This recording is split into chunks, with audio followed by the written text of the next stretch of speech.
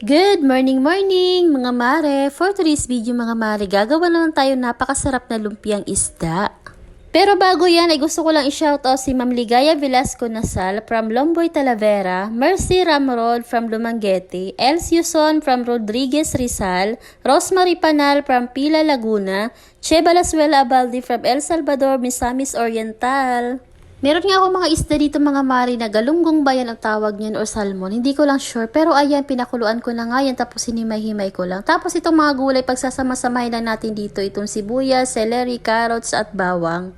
Frozen na nga rin itong isda na itong mga mari dito sa rep kaya naman naisipan ko na nga lang na gawin na lang itong lumpiang isda nang sa ganun ay maiba naman sa prito, paksiw at may sabaw. At pagkagiling ko nga nitong mga gulay na pinagsama-sama ko mga mari, inilagay ko na nga ito dito sa isda na hinimay-himay natin. Naglagay ako dito ng isang pirasong itlog, 2 kutsara ng suka, huwag kayong mag-alala kasing dito aasim. Naglagay din ako ng paminta at oyster sauce, tansya-tansya lang. Naglagay na rin ako dito mga mari ng asin, granules, paprika at garlic powder. Tansyameter na nga lang yung mga sukat itong ingredients na aking inilagay. Maglalagay nga rin ako dito mga mari nitong sesame oil, mga 2 kutsara lang. Pag gumagawa talaga ako ng lumpia, naglalagay ako nito kasi nagbibigay nito ng kakaibang aroma. Nakulangan pa nga ako sa pamintang powder mga mari kaya naman naglagay pa ako. Tapos ayan, mekos-mekos lang natin ito. Habang hinahalo-halo ko nga itong mga mare, muntikan ko na nga makalimutan itong asukal. Maglalagay ako dito ng kalahating kutsarita lamang na sa ganun maging balanse lang yung lasa nito. Tapos ayan, halo-haloin lang natin ito at nirest ko lang ito ng 30 minutes. Kahit anong klase ng lumpia wrapper mga mare, pwede nga natin gamitin kung saan tayo prepare. Tapos may natira pa nga ako dito na pa-square na lumpia wrapper kaya naman gagamitin ko nang sa ganun hindi ito masayang. Maglalagay lang tayo ng mixture mga mare dito sa ating lumpia wrapper. Large pala ito kaya naman medyo malaki ito or mahaba.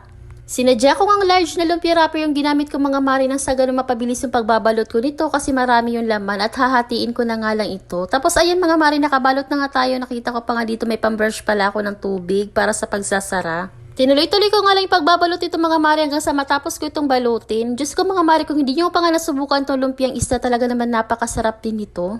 Share ko nga lang sa inyo mga mari, dati nga nung tatrabaho pa ako sa SM bilang isang promodizer ay gumagawa nga ako nito. Ginagawa ko nga itong racket mga mari at binibenta ko nga ito sa aking mga katrabaho. Matapos ko nga ibalot ito mga mari, nakagawa ko nito ng 22 pieces na mahaba at itong paliit naman na lumpia wrapper na natira ko pa ay nakagawa ko ng 9 pieces. At ito mga mari, may natira pa nga ako mixture, huwag kayong mag-alala kasi hindi ito masasayang. Pinirito ko nga lang itong mga mari na parang ganito, parang patty siya. Nagprito na rin ako nitong lumpiang isda mga mari, hindi ko nga ito inubos kasi medyo marami din ito. May pagbibigyan din akong kaibigan mga mari kaya medyo marami rin akong ginawa. At ito na nga mga mari ang ating finished product.